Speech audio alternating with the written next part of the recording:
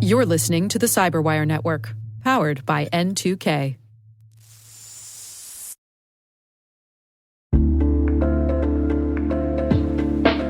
Hey everybody, I want to take a few minutes here and talk about our sponsor, Splunk. You know, you need to keep operations humming around the clock, but potential disruptions are everywhere. Splunk helps you predict problems and find and fix issues fast, so you can reduce risk and ditch downtime.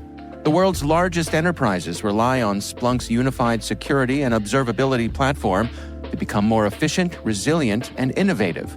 With Splunk, you can react quickly, evolve faster, and be ready for anything. Stay ahead of disruptions. Learn more at splunk.com/resilience.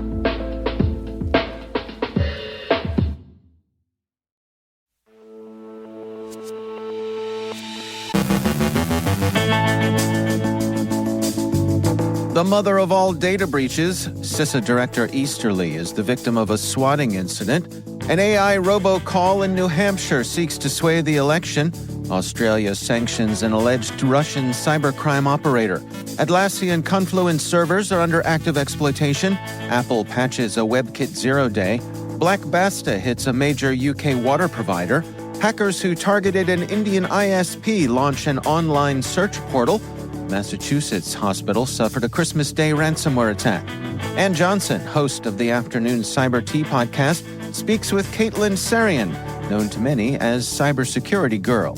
And HP claims bricked printers are a security feature, not a bug.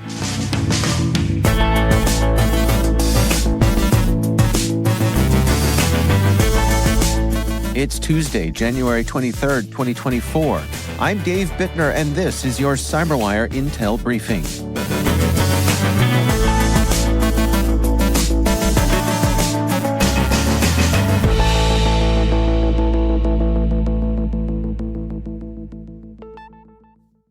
Thank you for joining us. It is great to have you with us here today. We begin with reporting from Cyber News on a colossal data leak known as the mother of all breaches, MOAB. It contains a staggering 26 billion records across 12 terabytes of data. This leak amalgamates information from numerous previous breaches, including major platforms like LinkedIn, Twitter, Weibo, and Tencent. Cybersecurity expert Bob Diachenko, in collaboration with the Cyber News team, discovered the massive leak, which likely constitutes the largest of its kind to date. The MOAB comprises data from over 3,800 distinct data breaches, each represented by a separate folder in the leak. Notably, this collection includes not only data from past breaches, but potentially also previously unpublished information, raising security concerns about the extent of its impact. Researchers speculate that the owner of the MOAB, possibly a malicious actor, data broker, or data-intensive service, was likely aggregating this data for nefarious purposes. The leak poses significant risks as it includes sensitive information beyond mere credentials, making it a treasure trove for identity theft, phishing schemes, and other targeted cyber attacks. Among the leaked records are hundreds of millions from various companies and government organizations worldwide. The implications for consumers are alarming, especially considering the common practice of reusing usernames and passwords, which could lead to widespread credential stuffing attacks. Despite this particular proverbial horse being out of the barn, experts stress the importance of robust cyber hygiene practices, such as using strong, unique passwords, enabling multi-factor authentication, being vigilant against phishing attempts, and promptly updating security for accounts with reused passwords. In an alarming incident, Jen Easterly, the director of the Cybersecurity and Infrastructure Security Agency, fell victim of a swatting at her home in Arlington County, Virginia. This malicious act involved a false 911 call claiming a shooting at her residence. Fortunately, no injuries or actual incidents were reported. The case is part of a growing trend of swatting attacks targeting public officials and government figures across the United States. White House Press Secretary Karine Jean-Pierre condemned these actions and Senator Rick Scott proposed legislation for stricter penalties against these sorts of hoaxes. CISA, integral in safeguarding U.S. elections and infrastructure, has faced threats and conspiracy theories, particularly from far-right groups, due to its role in countering misinformation and protecting election integrity. This has led to legal challenges and debates over free speech and the role of government in regulating online content. The increasing use of swatting as a tool for targeting government officials and institutions raises significant concerns about its strategic and abusive use in the digital realm. The New Hampshire Attorney General's office is investigating a robocall incident that used AI-generated voice technology to mimic President Joe Biden, aiming to dissuade voters from participating in the state's primary election. Here's a sample of the call. It's important that you save your vote for the November election. Voting this Tuesday only enables the Republicans in their quest to elect Donald Trump again. This false message urged voters to save your vote for the November election, misleadingly stating that voting on Tuesday supports Donald Trump's re-election. The call appeared to originate from Kathy Sullivan, a former state Democratic Party chair, but she denied any involvement, labeling it as election interference and harassment. The White House confirmed the call was fake, and Biden's campaign manager condemned the spread of disinformation, emphasizing the importance of combating attempts to undermine democracy. This incident reflects a growing concern about the use of generative AI and deepfake technology in elections. The misuse of AI in political contexts has been observed globally, raising alarms about the potential impact on election integrity. U.S. lawmakers and federal agencies are yet to pass comprehensive legislation to regulate AI's role in politics, despite its increasing influence and the potential for misinformation. Alexander Ermakov, a Russian national, has been sanctioned by Australia for his involvement in the country's most severe data breach at MetaBank, affecting 9.7 million Australians. In this landmark cyber attack, sensitive information, including abortion records, was stolen and publicly leaked. Ermakov, believed to be part of the notorious Russian cybercrime gang REvil, faces financial penalties and a travel ban. Australian Home Affairs Minister Claire O'Neill condemned the act as a cowardly and significant violation of privacy. This is the first application of Australia's 2021 cyber sanctions legislation targeting individuals linked to major online attacks. The breach, which exposed a wide range of personal data, including medical records, led to MetaBank refusing to pay a ransom and subsequent publication of the stolen data online. The incident has sparked multiple class actions, citing inadequate protection of sensitive information by the firms involved. Security experts are witnessing increased attempts to exploit a critical vulnerability in outdated Atlassian Confluence servers. This remote code execution flaw, disclosed by Atlassian last week, affects versions released before December 5, 2023, including some unsupported ones. The vulnerability allows unauthenticated attackers to remotely execute code on vulnerable Confluence data center and server endpoints across several versions. Patches are available, and Shadow Server, a threat monitoring service, has recorded over 39,000 exploitation attempts, mainly from Russian IP addresses, targeting the flaw. These attackers typically use the WhoAmI command for callbacks to assess system access and privileges. Currently, just over 11,000 Atlassian Confluence instances are detectable online, although not all are vulnerable. Given the high stakes, Confluence server administrators should urgently update their systems to versions released after December 5, 2023. For those using outdated instances, it's advised to assume potential compromise, check for exploitation signs, conduct thorough cleanups, and upgrade to secure versions. Apple has rolled out new versions of its operating systems, including iOS, iPadOS, tvOS, and macOS Sonoma. Users are strongly advised to update their devices promptly due to a critical security concern in WebKit, the engine powering Apple's web browser. The flaw, already exploited in some instances, allows malicious content to execute arbitrary code. Beyond this, the updates bring several additional security enhancements. iOS 17.3 in particular resolves various issues in different system components, including the neural engine, the kernel, mail, Safari, and shortcuts. While these vulnerabilities were not reportedly exploited, patching them significantly bolsters the security of Apple devices against potential threats. Also new in iOS 17.3 is stolen device protection, which makes it harder for crooks to alter an iPhone's security settings. Major UK water provider Southern Water has confirmed a breach in its IT systems by the Basta ransomware group, resulting in the theft of data. The compromised information includes scans of identity documents, HR-related files, and corporate car leasing documents, potentially affecting both employees and customers. The company, serving 2.5 million water and 4.7 million wastewater customers, assures that customer relations and financial systems remain unaffected with normal service operations. The company had previously detected suspicious activities and had initiated an investigation with independent cybersecurity experts. While a small portion of the data has been published online, Southern Water is yet to confirm the extent of customer or employee data compromise.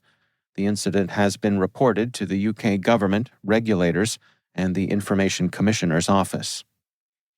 Hackers responsible for the breach of major Indian ISP and cable TV operator Hathway have created a dark web search engine enabling potential victims to check if their personal information was compromised. The leaked database was initially offered for sale before being publicly released on breach forums. The breach, reportedly executed through a vulnerability in Hathway's Laravel framework CMS, resulted in 2 files being leaked. The first, a 12-gigabyte file, supposedly contains personal details of over 41 million customers, though analysis suggests the actual number of unique affected accounts is closer to 4 million after removing duplicates and dummy accounts. The second file, now deleted, also contained extensive personal and financial details of Hathway's employees and customers. The hackers in this case go by the name Dawn of Devil. The Anna Jakes Hospital in Massachusetts was the target of a ransomware attack by the Money Message Gang on Christmas Day. The cyber attack led to the compromise of 600 gigabytes of data and disruptions to the hospital's electronic health record system, causing ambulances to be diverted. AJH has acknowledged the attack and confirmed its immediate response to secure the environment. Despite these challenges, the hospital has maintained full operational capacity, continuing to provide safe and effective patient care.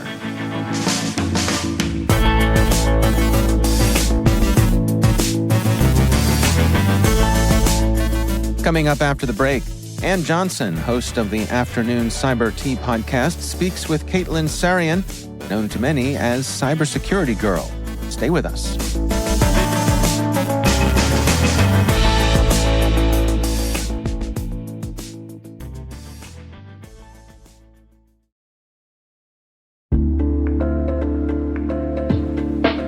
Hey everybody, I want to take a few minutes here and talk about our sponsor, Splunk. You know, you need to keep operations humming around the clock, but potential disruptions are everywhere. Splunk helps you predict problems and find and fix issues fast, so you can reduce risk and ditch downtime. The world's largest enterprises rely on Splunk's unified security and observability platform to become more efficient, resilient, and innovative. With Splunk, you can react quickly, evolve faster, and be ready for anything. Stay ahead of disruptions. Learn more at splunk.com/resilience.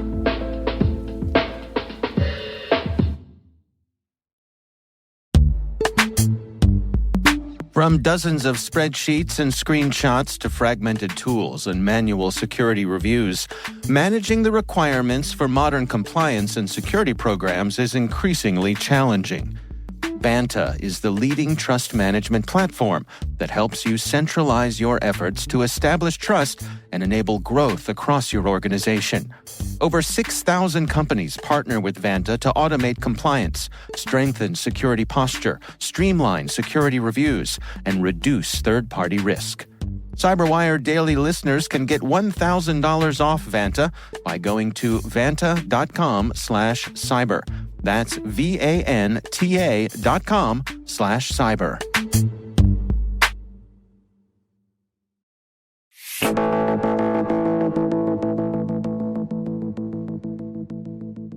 Ann Johnson is host of the Microsoft Afternoon Cyber Tea podcast right here on the N2K network. In this excerpt from their recent episode, she speaks with Caitlin Sarian, known to many online as Cybersecurity Girl. Here's their conversation. Caitlin is a leading influencer with a cybersecurity-focused social presence, primarily on TikTok and Instagram, where she provides insights on data protection, privacy, and cybersecurity. Previously, Caitlin was at the helm of TikTok's global cybersecurity advocacy and culture team, overseeing both internal and external cybersecurity awareness and educational initiatives. Before her time at TikTok, Caitlin spent nearly a decade in cybersecurity consulting. Welcome to Afternoon Cyber Tea, Caitlin. Thanks so much, Anne, for having me. I cannot wait to be on this. So I want to talk about some of those basics that you talk about. In your opinion, what does it mean to actually be cyber and privacy aware? Yeah, so the way I'm taking this question is just for the general public. And for me, it just means for people to understand that anytime they're online, anytime they download an app or a software, anytime they, are inputting information into a product or service, data is being collected on them, it's being used, it's being sold, they're being tracked. And I just don't think people are aware because there was such a boom in technology in the last, 10, 15 years that we're just trying to keep up, and we want to take advantage of all these cool new things. And what we don't realize is that when we're taking advantage of all these things, they're also taking advantage of us in some way, shape, or form. So I think for me, it's just educating the public to let them know that it's all fine and dandy if they want to use these apps. It's all fine and dandy if they want to, use IoT or whatever it is, but know that they're giving up some of their freedom, not really freedoms, I guess their data, and that it's being used in other ways that they might not realize. And so it's just that awareness for them, and then also teaching them what to do with it after that. What are the top 5 critical tips or recommendations that you give folks who are just starting on the cyber awareness journey? Oh, man. Okay. So it's a loaded question. We'll walk through it. I think the first is understand what accounts and who has their data. And the way I do this is kind of taking an inventory. So the first thing I do is look through my emails. I look through my emails to see what companies are emailing me, what I've done with those companies. And if it's companies that I've never used or used one time, I go to their website and I request to delete the data, ask them to delete my account, delete my data. A lot of people just press unsubscribe, but they don't realize that pressing unsubscribe doesn't really do anything. It just opts you out of email lists, but this company still has you. So take an inventory, go through your Google or your Gmail or anything like that, any of your emails, and see who has your data actively. And then what I would do is Google yourself, because a lot of people, I know it sounds really self-indulging, but it's actually not. That's a great way to see what information is out that the internet has on you. And for me, it's, you can see tons of data brokers, at least in the US, that have a ridiculous amount of information, personal information on you, and start requesting to delete it. I think those are the 2 main things, is just understanding who has your data. And then also you can do this by looking at your home screen, seeing what apps you have. If you downloaded an app a while ago and created an account, don't just delete that app. Go request to have them delete your data. A lot of people just think unsubscribing or deleting an app automatically deletes you from that system. It doesn't. You have to actively request to delete your data off of those apps and platforms and softwares. And then moving forward, just signing up for as little as possible. If you could continue as a guest, I would highly suggest continue as a guest if it's something that you don't use that often. And then when you do continue as guest, I would make an email that is really only for kind of one-off random stuff. So they don't have all your personal data. For example, if someone were to get into one of your emails, hopefully it's only your kind of junk email stuff. I always there's also a lot of services that actually offer the ability to generate emails and passwords and phone numbers and designate them to specific websites so you don't actually have to give your real emails. So I would just, again, sign up for as little as possible. You want to try to minimize your digital footprint as much as possible. And then also, again, start deleting your data off of the data brokers' websites. That's really big in the US. I mean, the issue is anytime you do anything, basically, every few months, it ends up being back on data brokers. So actually partner with a company called Delete Me, because I don't have the time to go through hundreds of thousands of data brokers to delete my data every couple months when it pops up. And then when it comes to permission, give as little permission as possible. So like, say, for example, if you're going on a website and it asks you for cookies, don't press allow all. Usually there's a button that says manage cookies, and I only allow like functional cookies. Or if an app asks for permission to get your photos or push notifications or anything like that, I literally minimize the permissions as much as possible. I am trying to give the least amount of privilege while still being able to use them. And so those are kind of my top 5 is 1, understand the accounts you have, take an inventory of your emails. 2 is kind of Google yourself, see what's out there.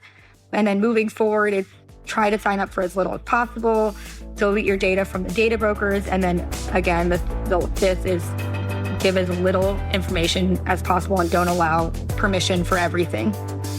Once again, you can catch the Afternoon Cyber Tea podcast right here on the CyberWire Podcast Network.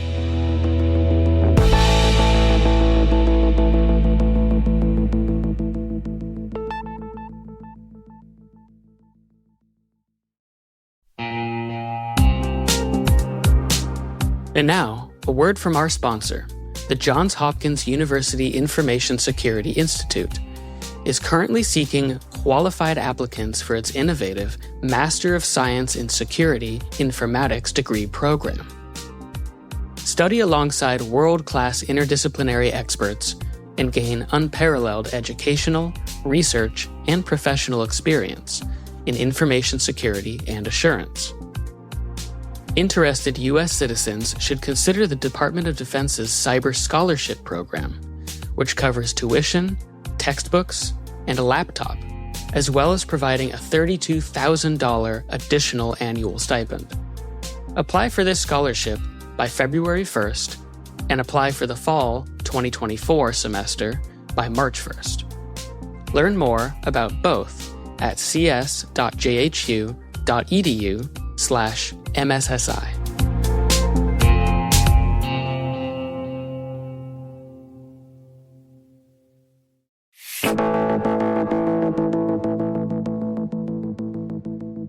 And finally, last Thursday, HP CEO Enrique Lores addressed concerns over HP printers being rendered inoperable with third-party ink cartridges.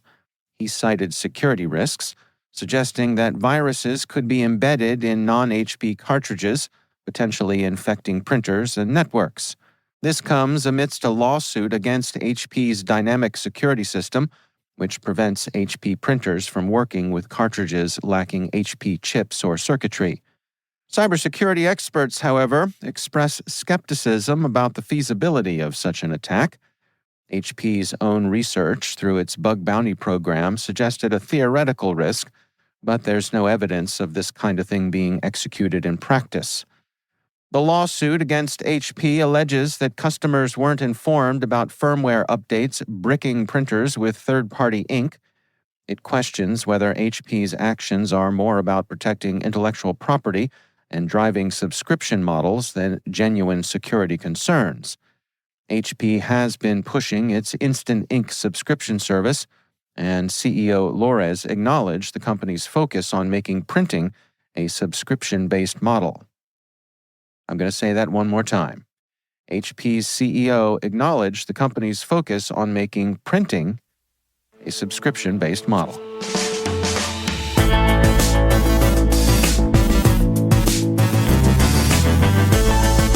And that's the CyberWire. For links to all of today's stories, check out our daily briefing at thecyberwire.com. We'd love to know what you think of this podcast. You can email us at cyberwire@n2k.com. We're privileged that N2K and podcasts like the CyberWire are part of the daily intelligence routine of many of the most influential leaders and operators in the public and private sector, as well as the critical security teams supporting the Fortune 500 and many of the world's preeminent intelligence and law enforcement agencies. N2K Strategic Workforce Intelligence optimizes the value of your biggest investment, your people. We make you smarter about your team while making your team smarter. Learn more at n2k.com. This episode was produced by Liz Stokes. Our mixer is Trey Hester, with original music by Elliot Peltzman. Our executive producers are Jennifer Iben and Brandon Karp. Our executive editor is Peter Kilpie, and I'm Dave Bittner. Thanks for listening. We'll see you back here tomorrow.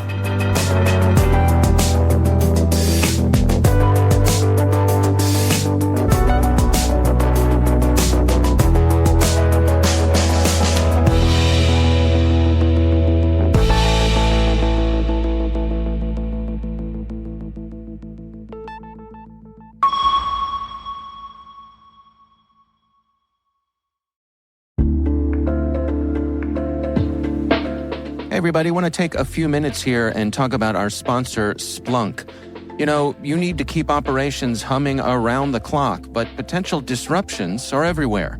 Splunk helps you predict problems and find and fix issues fast, so you can reduce risk and ditch downtime. The world's largest enterprises rely on Splunk's unified security and observability platform to become more efficient, resilient, and innovative.